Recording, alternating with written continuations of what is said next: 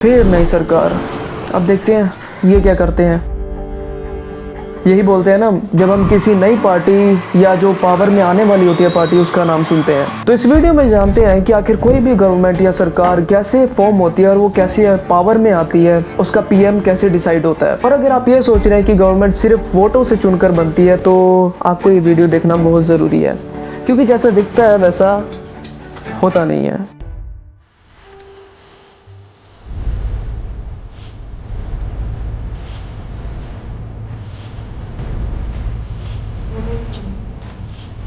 हम ये समझते हैं कि कोई भी सरकार बनने या फिर बनाने के पीछे सिर्फ एक चीज़ होती है, सिर्फ एक, वो है सोच। वो सोच अच्छी भी हो सकती है और वो सोच बुरी भी हो सकती है, पर अच्छी बुरी का फैसला करने के लिए वो इंसान खुद सक्षम नहीं होता है जब तक उसके काम हमें पता नहीं लगते हैं।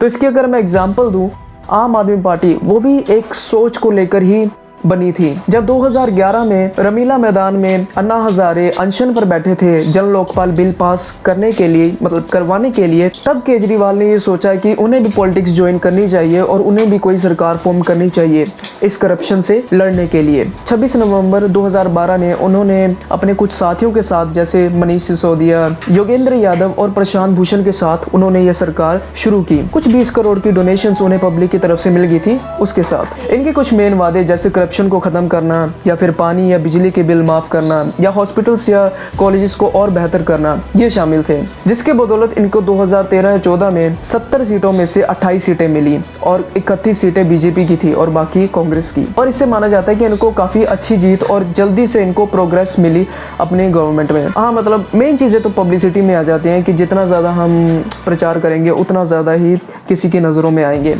और कांग्रेस की मदद से अरविंद केजरीवाल सीएम बन जाते हैं। पर इनकी ये छोटी सी जीत ज़्यादा देर तक टिकी नहीं, क्योंकि 2014 में इनका बहुत ही बुरा फॉल आउट हो गया। आंदोलन के गर्व से निकली एक सरकार आंदोलनकारी मुद्रा में ही खत्म हो गई।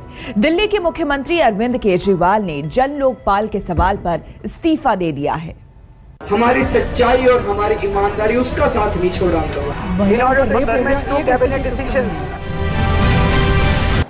वो कैसे? जो इन्होंने वादे किए थे फ्री पानी या बिजली के तौर पर, वो ये पूरे करने में लगे हुए थे। पर जब इनका जन लोकपाल बिल खत्म हो गया बीजेपी और एलजी के द्वारा, तब ये बिल्कुल ही पीछे हट गए और अरविंद केजरीवाल ने भी अपना रिजाइन दे दिया। और उस टाइम पर इन्होंने 0 सीटें जीती लोकसभा में। तो कहते हैं ना, जो पीछे जाता है ज़रूरी नहीं कि वो हार गया। इसी तरह 2015 ने इन्होंने शानदार कमबैक किया अपनी मार्केटिंग के दम पर। आम आदमी पार्टी को दिल्ली चुनाव में ऐतिहासिक जीत मिली है। अरविंद केजरीवाल दिल्ली के अगले मुख्यमंत्री होंगे।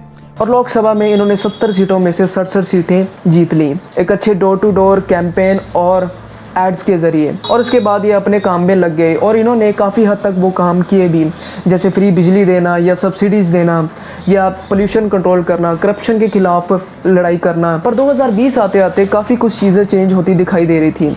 आप यहाँ पर बेशक दोबारा जीत गया था, 70 सीटों में से 62 सीटें वो जीत चुका था, पर यहाँ पर बीजेपी भी 8 सीटें जीत चुका था। और इस दौरान बीजेपी ने हिंदू मुस्लिम का नाटक शुरू कर दिया और उसके बाद ईडीज और सीबीआईज की रेड्स पड़ना भी चालू हो गई आप मेंबर्स के ऊपर, जिसके बाद ही लिकर स्कैम या उसके बाद और भी कई फ्रॉड्स के केसेस अरविंद केजरीवाल और या उनके साथियों के ऊपर लगे। पर इसके बाद ऐसा हुआ क्या कि आप बुरी तरह से हार गया और जहां पर उनकी गवर्नमेंट दिल्ली पर थी वहां से भी वो निकल गए। तो उन्होंने शायद इसके पीछे कुछ कारण जो भी बताना चाहूँगा कि उन्होंने कुछ ज़्यादा ही फोकस पंजाब के ऊपर किया, जो कि ज़रूरी भी था। बीजेपी के एलिगेशंस का जवाब ना देना या फिर काफ़ी हद तक चुप रहना, ये भी इनसे एक बहुत बड़ी गलती हुई। चलो, ये तो कर ली हमने एक प्रेजेंट गवर्नमेंट की बात कि वो कैसे फॉर्म हुई या मतलब कैसे वो पावर में आई, ठीक है। अब हम बात करते हैं कि अगर मैंने या फिर आपने गवर्नमेंट बनानी हो तो हमें क्या करना पड़ेगा, लीगल या इलीगल वेज, दोनों। तो पहले आपको मैं लीगल वे में बताता हूँ। पहले मैं पार्टी का नाम रखूँगा। मान लीजिए मैंने पार्टी का नाम रख दिया भगत पार्टी, और इसके पीछे की जो सोच होगी वो होगी किसानों के द्वारा मांगी गई उनके मांगों को पूरा करना, कि उनके खिलाफ जो नाइंसाफ़ी हो रही है उनके द्वारा जो अपनी मांगें रखी जा रही है सरकार के आगे वो पूरी हों और उनके हक में फैसला जाए, ताकि हमारा देश की तरक्की हो सके। तो ये हमारी सोच हो गई। और इसके साथ ही मैं अपने साथ 100 मेंबर्स और जोड़ूंगा जो मेरी इस सोच को समझें और मेरे साथ खड़े हों हमेशा। और इसके साथ ही फिर मैं अपनी गवर्नमेंट को रजिस्टर कराने चला जाऊंगा इलेक्शन कमीशन ऑफ इंडिया में। रजिस्टर करने के बाद मैं एक छोटी सी टीम रखूंगा जिसमें जिसमें एक डिज़ाइनर जो कि सारी पोस्टें वगैरह या फिर सभी जो वीडियोस है वो डिज़ाइन करेगा, और उसके बाद सोशल मीडिया हैंडल जो मेरी सारी सोशल मीडिया हैंडल्स को हैंडल करेगा, और एक स्ट्रैटेजिस्ट जो सभी चीज़ों को प्लान करके आगे चलेगा। इसके बाद जो मैंने अपना प्रचार करना है या फिर जो भी मैंने आइडियोलॉजी स्प्रेड करनी है लोगों में, और अपनी एक अच्छी सोच पैदा करनी है लोगों में, और अपनी एक अच्छी छवि बनानी है, उसके लिए मुझे आसानी हो। और उसके बाद मैं लोगों से फ़ंड रेज़ करवाऊंगा ताकि इन सभी को सैलरी भी दे सकूं, और एक अच्छा खासा मेरा प्रचार भी हो सके जगह जगह पर, ताकि मैं आगे और ज़्यादा पावर में आ सकूं। और उसके बाद मैं पूरे देश में छोटे छोटे गाँव में या कस्बों में जाके छोटी छोटी मीटिंग्स करूंगा, और उनके लिए कुछ अच्छी अच्छी चीज़ें करूंगा, मतलब थोड़े बड़े स्केल में, ताकि उन सब की वीडियोस बना के मैं अपने सभी सोशल मीडिया हैंडल्स पर डाल सकूं और ज़्यादा ट्रस्ट गेन कर सकूं, और ज़्यादा अपनी फेम गेन कर सकूं, ताकि आगे जाकर मुझे कोई दिक्कत ना हो। और उसके बाद मुझे और एक्सपेंशन करने के लिए और ज़्यादा फंड्स चाहिए होंगे, तो उसके लिए मैं इलेक्टोरल बॉन्ड्स का इस्तेमाल करूँगा, और ज़्यादा और इन सब की ट्रांसपेरेंसी रखने के लिए एक प्रॉपर रिकॉर्ड्स कायम करूँगा, ताकि जितना भी फ़ंड मेरे पास हो कि कहाँ से फ़ंड आया और ये फ़ंड मैंने कहाँ कहाँ पर यूज़ किया है, ताकि आगे चलकर अगर हम पर कोई सवाल उठाए या उंगली उठाए तो हम इसका जवाब दे सकें। फिर उसके बाद हम लोकसभा में इलेक्शन करेंगे, जिसके लिए मैं अपने कुछ फेमस पॉलिटिशियंस लाइक कुछ फेमस मेरे पार्टनर्स उनको नॉमिनेट करूँगा, जिनमें मैं खुद भी रहूँगा। जैसे पर एक नॉमिनिस्ट के लिए 25,000 रुपये, और अगर किसी की SC या ST कैटेगरी है उसकी 12,500 रुपये इसकी फ़ीस दूंगा। और सरकार बनाने के लिए उसके बाद मैं पूरे देश में बड़े लेवल पर एक अच्छे काम करूंगा, या फिर लोगों को चीज़ें प्रोवाइड करूंगा ताकि वो मेरे हक में वोटिंग कर पाए, और 543 सीटों में से एटलीस्ट 272 या उससे ज़्यादा सीटें हासिल करके इंडिपेंडेंटली गवर्नमेंट बना पाऊँ। जब गवर्नमेंट बन जाती है उसके बाद प्रेसिडेंट को लेटर लिखूंगा अपने MPs की सपोर्ट के साथ, और वो मुझे इनवाइट करेंगे कि अपनी प्राइम मिनिस्टर की ओथ लूँ, और उसके बाद इंडिपेंडेंटली अपनी गवर्नमेंट चलाऊँ और देश की भलाई के लिए काम करूं। इलीगल अप्रोच में क्या करते हैं कि वो एज ऑर्गेनाइजेशन या गवर्नमेंट अपने आप को रजिस्टर तो करा लेते हैं, पर उसका कोई सर पैर नहीं होता।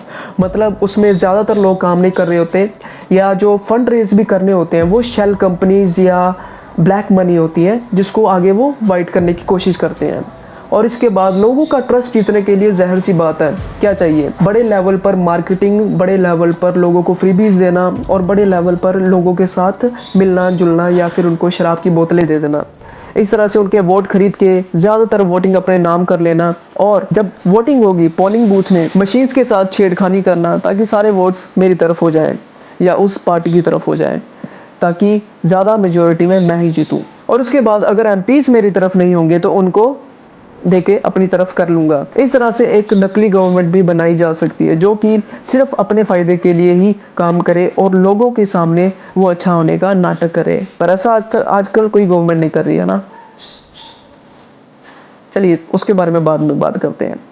तो ये तो वैसे एजुकेशनल पर्पज़ के लिए थी, ऐसा कभी होगा या फिर हो रहा है ऐसा मैं कह नहीं सकता। तो इस वीडियो में इतना ही। पर अगर आप इंडिया से बाहर लाइक USA, चाइना, जापान और भी अलग अलग देशों की सरकारों के बारे में जानना चाहते हैं कि वहाँ पर कैसे इलेक्शंस होते हैं, वहाँ पर कैसे सरकारें फॉर्म होती है और उनकी हिस्ट्री क्या है, तो एक कमेंट ज़रूर करिएगा। और ऐसी अमेजिंग वीडियोज़ देखने के लिए चैनल को सब्सक्राइब तो आप कर ही सकते हो।